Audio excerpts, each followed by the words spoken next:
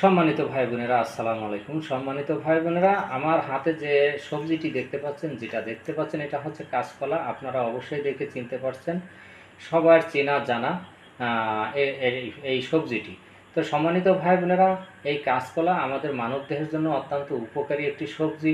অনেকে মনে করে থাকেন যে এই কাঁচকলা রুগীদের জন্য, রুগীদের খাবার। আসলে এটা ভুল ধারণা। এটা কাঁচকলাটা আমাদের সবার জন্য খুবই উপকারী এবং বেশ কিছু রোগের কাজ করে থাকে এই কাঁচকলা। আমরা যদি এই কাঁচকলা সবজি হিসেবে ভর্তা করে বা ভাজি করে বা রান্না করে যে পথে ঝোল করে খাই, আমাদের শরীরের জন্য খুবই উপকারের কাজে আসে। সম্মানিত ভাই বোনেরা, এই কাঁচকলা খুবই আমাদের স্বাস্থ্য উপকারিতার জন্য অনেকটা ভূমিকা পালন করে। তো সম্মানিত ভাই বোনেরা, এই কাঁচকলা আসুন আমরা অবহেলার চোখে না দেখে আমরা আমাদের খাদ্যের তালিকায় প্রতিনিয়ত আমরা রাখার চেষ্টা করি। আজ আমি কাঁচকলা স্বাস্থ্য উপকারিতার জন্য এমন একটি রোগের কথা বলবো, জানলে অবাক হবেন। জেনে রাখুন, শিখে রাখুন, কাজে লাগবে, অবশ্যই কাজে লাগবে। আজ আমি হৃদরোগের কথা বলবো। হৃদরোগ, এই কাঁচকলা হৃদরোগের ঝুঁকি কমাতে খুবই সাহায্য করে। পাকা কলার মতো কাঁচকলায় প্রচুর পরিমাণে পটাশিয়াম রয়েছে।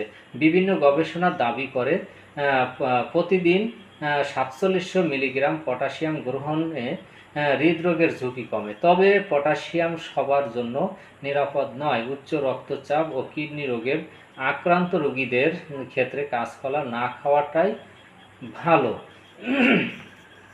সম্মানিত ভাই বোনেরা, এই কাঁচকলা আমরা অবহেলার চোখে না দেখে অবশ্যই গুরুত্ব সহকারে আমরা এই কাঁচকলাটা গ্রহণ বা খাওয়ার চেষ্টা করি, আমাদের খাদ্য তালিকায় রাখি। অবশ্যই কাজে লাগবে, অবশ্যই উপকারে আসবে, বেশ কিছু রোগের কাজ করে থাকে। সম্মানিত ভাই বোনেরা, আসুন আমরা এই কাঁচকলার উপর বিশ্বাস রেখে, আস্থা রেখে আমরা কাঁচকলা কে আমরা খাওয়ার অভ্যাস করি। অনেকেই মনে করে যে এই কাঁচকলা রুগীদের খাবার, রুগীদের জন্য। আসলে সেটা নয়। আপনাদের যদি ভেবে থাকেন তাহলে ভুল ভাবছেন। কাঁচকলা আমাদের সবার জন্য খুবই উপকারী একটি সবজি। সম্মানিত ভাই বোনেরা, ভিডিওটি অনেক লম্বা হয়ে যাচ্ছে। কাঁচকলা সম্পর্কে যদি আমি আজ 1 ঘন্টা 2 ঘন্টা ধরেও আপনাদের সামনে আলোচনা করি, তাহলে আপনার এর উপকারিতা শেষ করতে পারবো না বলে। তো সম্মানিত ভাই বোনেরা, খুবই মূল্যবান একটি সবজি এই কাঁচকলা।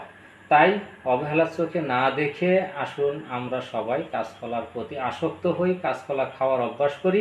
ইনশাল্লাহ আপনার 50% মেডিসিন আপনার কমে যাবে, আপনার ফার্মেসি থেকে কিনা লাগবে না, বেঁচে যাবে সঞ্চয় আপনার টাকা। আল্লাহ হাফেজ।